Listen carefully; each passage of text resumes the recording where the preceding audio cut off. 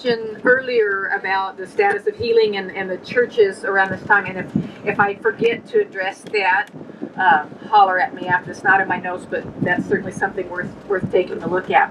One of the important things that we need to remember in the Pentecostal movement is that we didn't just drop out of heaven. Nothing comes from a vacuum.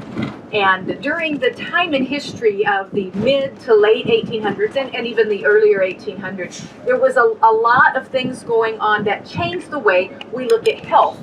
And as we're going to talk about Mary Arthur, we'll talk a little bit more about the healing movement during this time.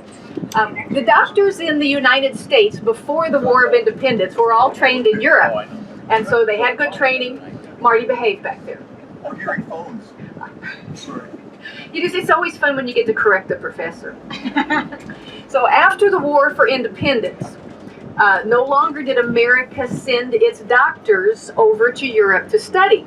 And so the status of medical care in the United States in the 1800s just went really south.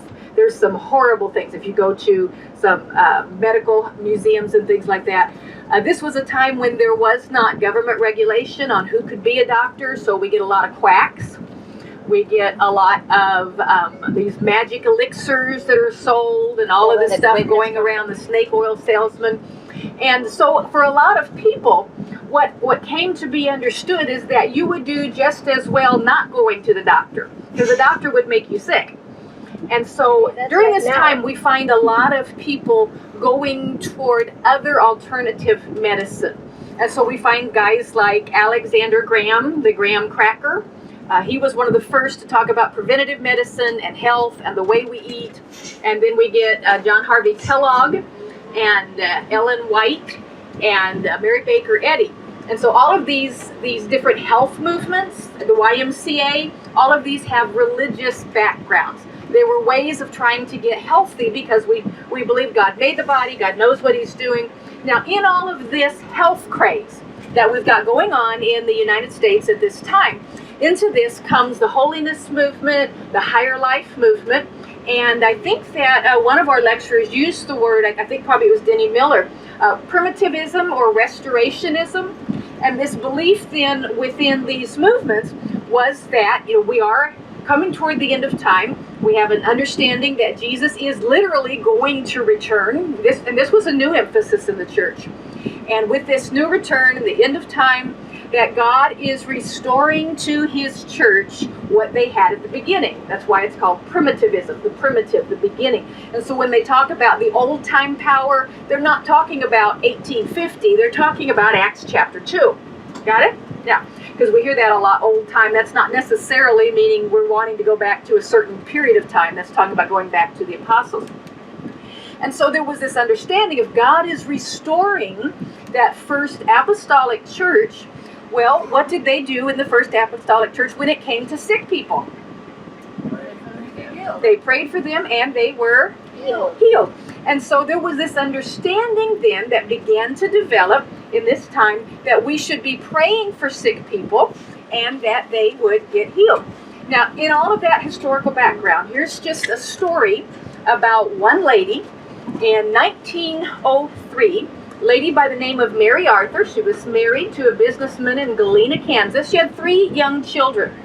And she had a lot of physical issues that had really drained their pocketbook. He made good money, but she spent a lot of money. She'd had 2 surgeries that did not go well. She was actually worse than she was before she had the surgeries. She had a lot of stomach issues, and she had always not had sight in one eye, and her other eye was not good at all, and it was extremely light sensitive. And so she spent a lot of time indoors. She had special glasses that they had made for her that would help the vision in the one eye, but had special coating, a green coating on it, because she couldn't stand the light sensitivity. And she became quite desperate for some help.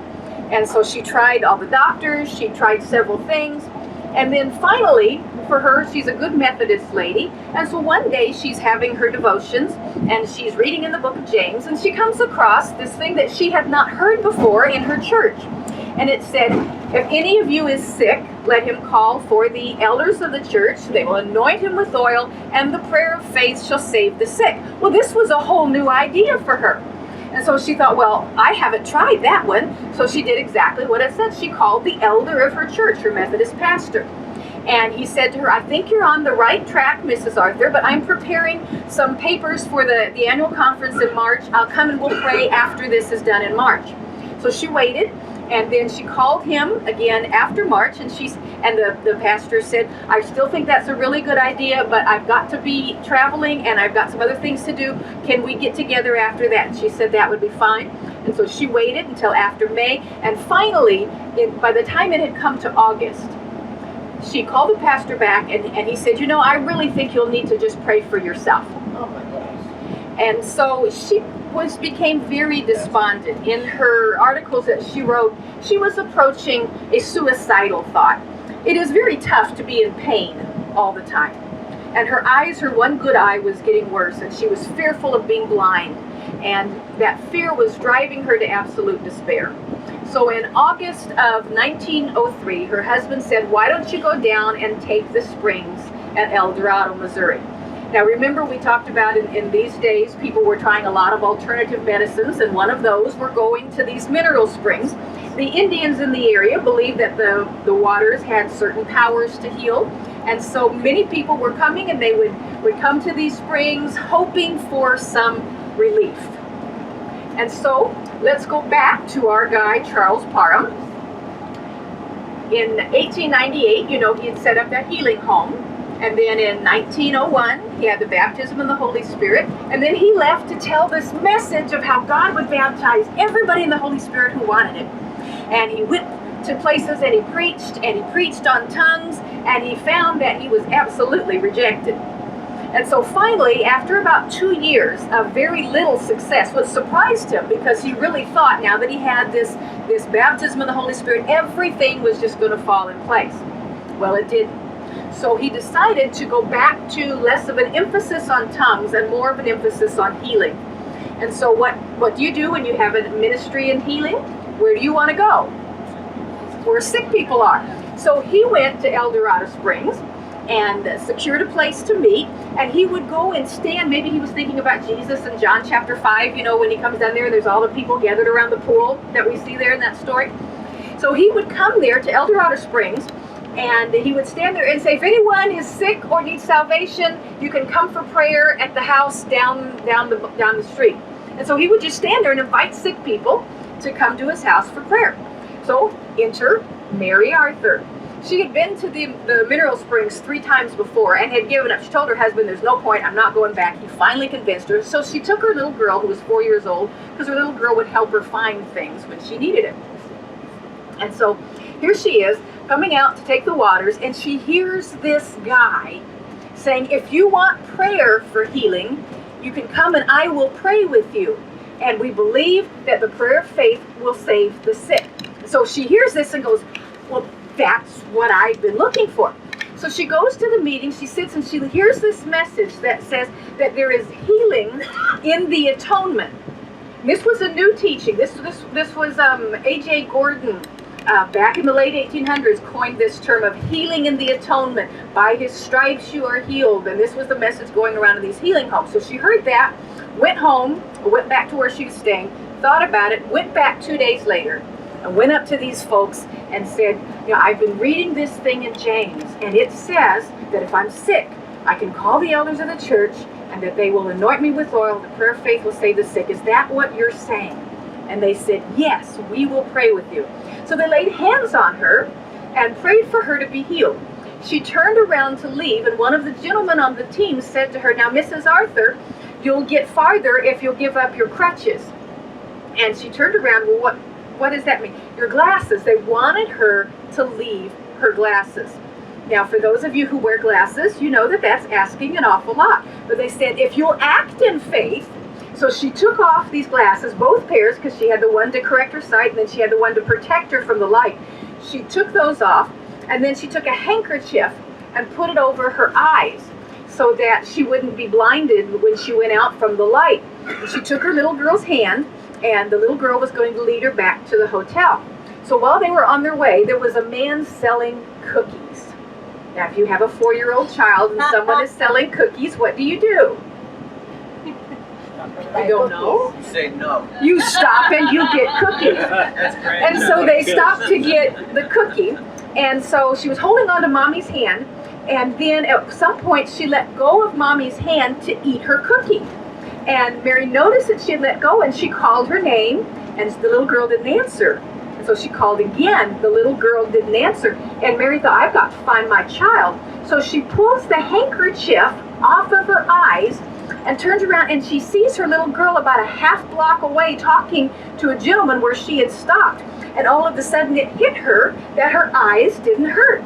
She looked up at the bright sun, she looked at the white clouds, she looked at a white awning over one of the buildings and realized, oh my goodness, there is no pain and I am seeing things that I haven't seen before.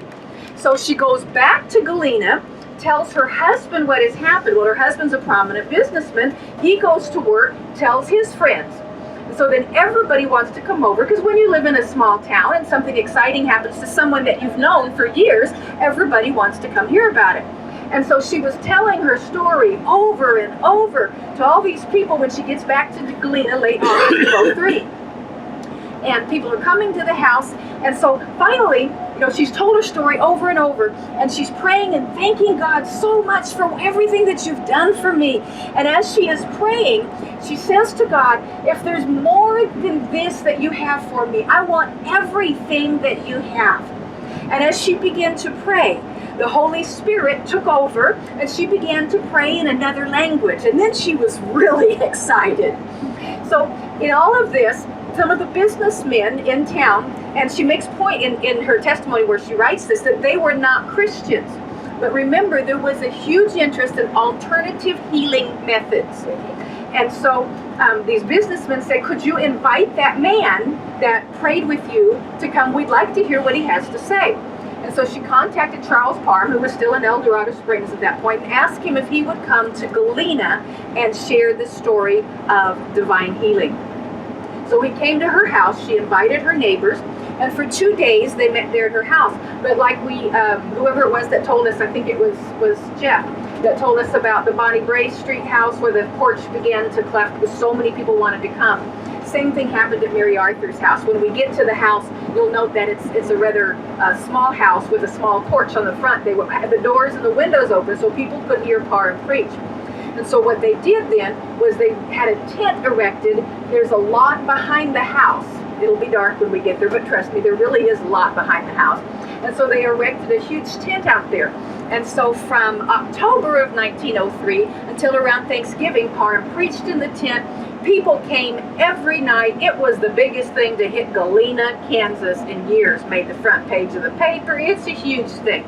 Got a little too cold for them around Thanksgiving, so they moved into a building on Main Street, the Grand Leader Warehouse building, which according to the records, these are the newspapers, not Parham's own material, could seat 2,000 people. I've tried to find that building and I can't figure out which one it is, so I'm not sure that it's still there. So they met there in that building up through March. And from there, then Parham moved on. There was a lady there by the name of Mrs. Euler who was visiting Galena, Kansas, and she experienced a healing as well. And she wanted, when she went back home to Orchard, Texas, she told the people at her church, we need to have this man. And so her brother-in-law sold his mule to get the money for a train ticket for Parham to come to Orchard, Texas, and from there he goes to Houston. From there he meets William Seymour. From there we go to Azusa Street. So there's a direct connection to Galena, Kansas when we get over to Azusa, because it was a lady here that brought him to Texas. And so for Mary Arthur, all these people are coming. Parham leaves, and she has all of these people still coming, so they started church, the Galena Pentecostal Mission. So Keelville that we saw was started there, built there in 07. The Galena Pentecostal Mission was started in 1904. So it is actually older. It's not in the original building. They started meeting, they rented a building, and then they built one. The church that is their Christ Point Church, that is there, and it's a good-sized church. It's no longer Assemblies of God. It used to be, but it's still doing quite well, and I think they run 700-800 on a Sunday morning. And that was the direct. So here's the neat thing for us to discover is that the first Pentecostal church that we can really trace had a female pastor. Hey.